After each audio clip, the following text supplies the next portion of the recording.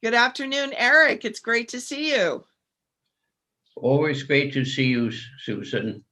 The sun is shining here in Washington, D.C., and the snow is melting in our little uh, colony here.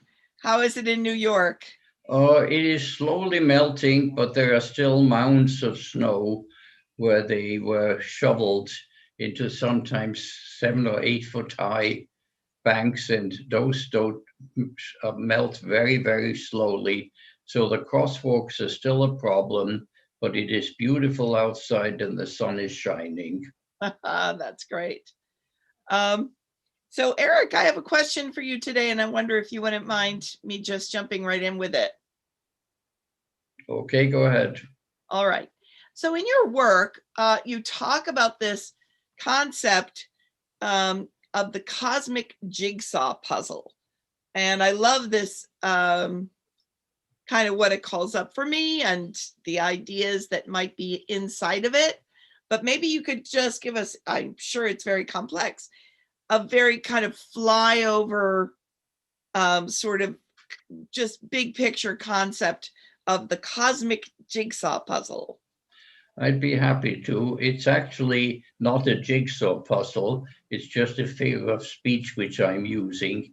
But I actually came up on this when I went to visit a friend, and she had laid out a huge table. And on this table was a jigsaw puzzle that had a humongous number of pieces in it.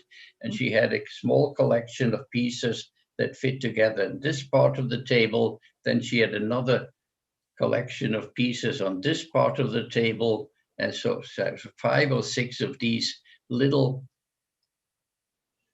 pieces of a jigsaw puzzle that had been assembled, and really no indication of how they were ever going to fit together. Now, I started to think about this and I realized, in a way, our knowledge of the cosmos is roughly that. We know a great deal about, for example, gravity. The Newtonian theory of gravity is clearly correct. It has withstood all kinds of criticism. The subset of pieces that represent gravity are correctly assembled. Over here, there are pieces of a jigsaw puzzle that represent string theory. Now, string theory is this theory that everything in the universe is in the form of the energy of vibrating strings, and that is the irreducible, smallest thing in the universe that can be.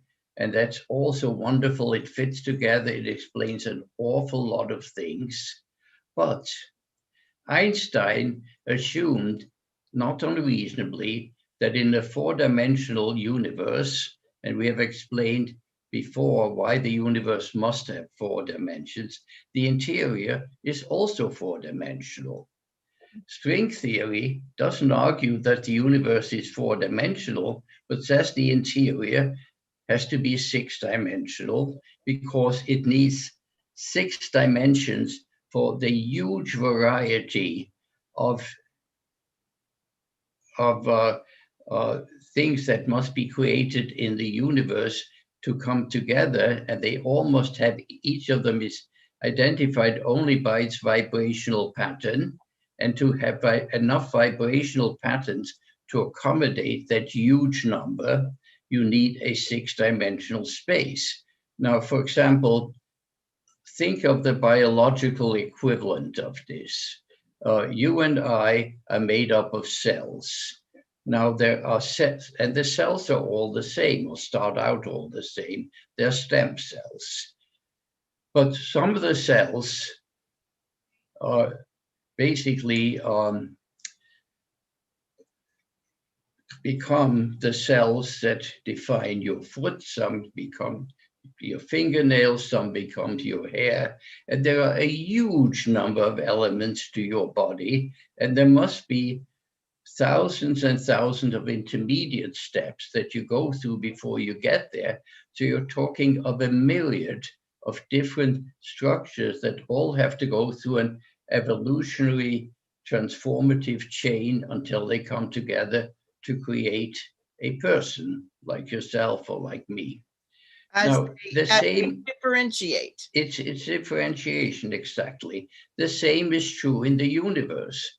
There are a huge number of basic particles that create even more basic particles that create greater and greater particles. And eventually you wind up with all of the vast structures that make up of the universe. Now, in between, there are an enormous number, and that there must be an enormous number of vibrational patterns, and you need 6 dimensions to accommodate them all.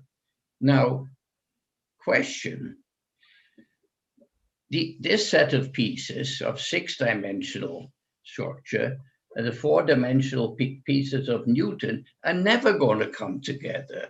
There is never any hope of assembling a jigsaw puzzle, which at one time has to be 4 dimensional and other times being 6 dimensional. It's like trying to fit 2 different jigsaw puzzles, together. And you can stand on your head, you're not going to get it to come together. And this is just the most egregious things. There are many such things where the pieces are here and here and here. Now, why is this happening?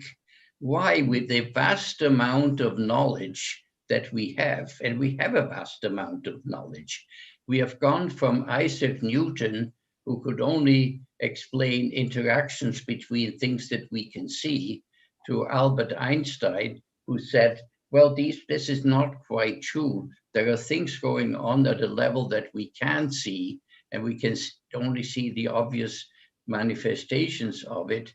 But what is happening is compression is taking place and you can't see it. And then we go down to string theory and it says, yes, and all of the things you're talking about are made up of strings, and that is the most irreducible thing. It is also the smallest size that is possible. So we have come down from working with the obvious things to the things intermediate, to the things that are really the basic, elements of what is going on. And yet all of the pieces do not come together, and some of the pieces will never come together because they're inherently incompatible. What is going wrong? There must be something that we are doing that is causing all of these different things to be happening. There is some assumption that we are making at the very highest level that is causing all of these divergent things that are just simply inconsistent with one another. Well, what can it be? Well, the answer, I think, lies in one assumption that has been made for a long time and is still being made, and in my opinion, is completely incorrect.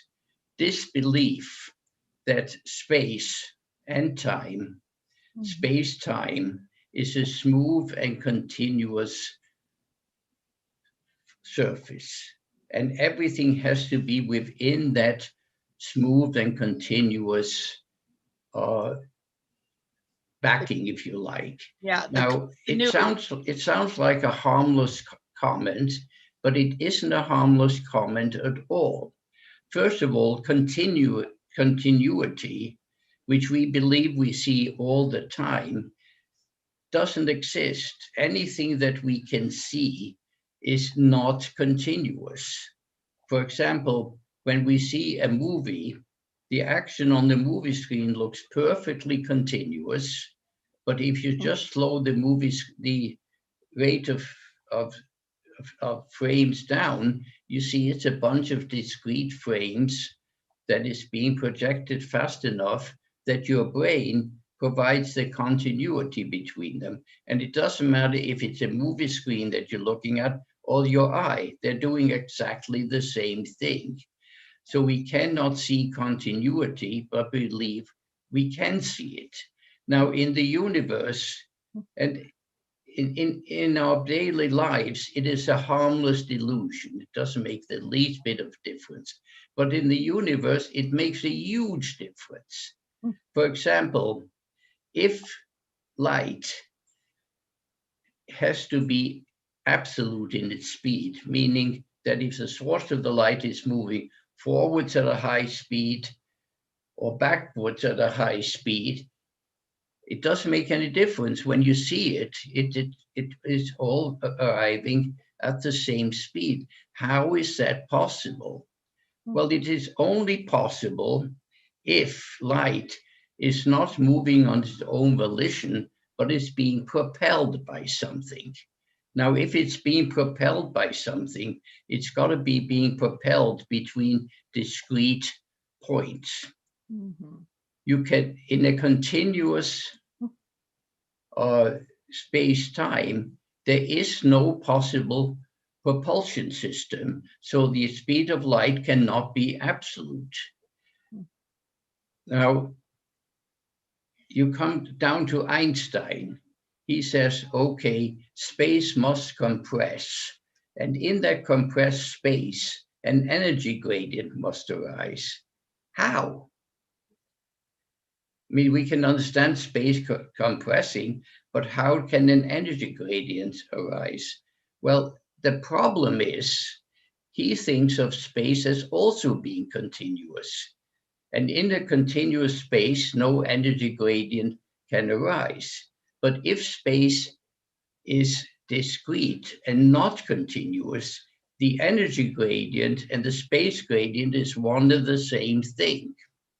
So the whole problem of how does that energy gradient arise and why there has to be a graviton particle that creates it and maintains it is sort of nonsense. These are a bunch of pieces that simply belong in a different jigsaw puzzle. They don't belong in this one.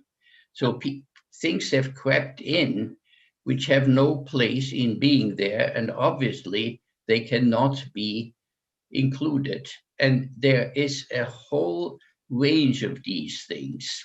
We have to reconcile the four-dimensional interior of space of Newton with the six-dimensional interior space of the universe of string theory, because both theories are essential pillars of understanding it, but the pieces will not come together until and unless we remove this restriction. And in both cases, it is the assumption of continuity that prevents it from happening. I will just give you one other example. Yes. If you assume that space cannot be four-dimensional as Einstein has it, but needs to be six-dimensional to accommodate string theory, then what would happen if you increase the dimensionality of space? Now, somebody by the name of Theodore Kaluza, which is not a well-known name, basically said, okay, I'm going to pretend there is a fifth dimension, and it's very small. And if that fifth dimension is added to Newton's equations, lo and behold, two things happen. First of all, Newton assumed the interior of the universe to be smooth. But it doesn't have to be. If it were granular, it wouldn't make the least bit of difference. If we had the mathematics to solve discrete problems, it would have gotten precisely the same answer. So we can replace his smooth universe because on the scale at which gravity works, the granularity is so fine that it makes absolutely no difference. You can assume continuity and you'll get the right answers. If there are differences, they are so small they can't even be measured. Okay, so that's fine, but there's a huge difference. If it is a granular structure we're talking about, and Kaluza says you need to add a fifth dimension, where does the dimension add? It adds to the 4 dimensions already there. If you believe space to be smooth and continuous, you've got no place to add this 5th dimension. So consequently, the words of Kaluza has for practical purposes been sidelined. It's a sidebar. It's called Kaluza-Klein theory, and it doesn't fit, so it's been ignored. However, it should not be ignored. It's being ignored because of this one assumption again, continuity, non-existent continuity. Now, Max Planck had already, at the end of the 18th century, or beginning of the at the end of the 19th century, beginning of the 20th century, determined that continuity cannot exist because it implies that you can divide space, things in half and divide it in half, and you can do that indefinitely, and you can't. You get to the point where you can no longer divide it. So it's an illusion of continuity. There is an illusion of continuity, but no reality of it. And there is other evidence that also supports the idea that continuity cannot exist. I can't go into that right now, but it is an illusion, and it is not a harmless illusion, because if you take Kaluza's work, he also discovers that the granules of space, and it has to be granules if it's not smooth, has to have certain properties, and one of the properties is it can emit electromagnetic radiation. Now, that's a hugely important thing. Faraday and Maxwell saw electromagnetic radiation and correctly said this goes at the same speed as light, so it must be an alternative form of light. Well, it isn't, because it isn't an alternative form of anything. It is a vibration in the structure of space. Now, we don't have a structure of space, so I had to invent one. What could that structure be? First of all, if we take a look at the Earth, the structure of the Earth is not on the surface. The majority of it is not on the surface of the Earth. It is the sphere on which the surface of it we think as being the Earth, but it's only the periphery of the Earth. Within it, there is 99% or 70% or 80% of the total mass. Well, what is it that we know exists? And it is about 70% of the mass energy of the universe, and we don't know where it fits. Well, it's something that we have identified, and we called it dark energy.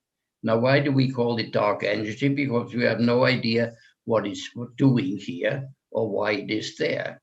Well, obviously, to me anyway, we're seeing the structure of the interior of the Earth, and it must be particles, and it must be 6-dimensional particles, because it has to be consistent with string theory. So here we go. What do we call these 6-dimensional particles? I call them cosmic nodes. If somebody has a better term for it, fine. But that's how the whole concept of cosmic nodes came about, because... Okay, now I want to keep the pieces not too long. Is the cosmic jigsaw puzzle comprised of cosmic nodes, or cosmic nodes among other things? Or maybe is that a question for next time? It's a question for next time, but if you assume there are cosmic nodes, lo and behold, the pieces of the jigsaw puzzle start to fit together.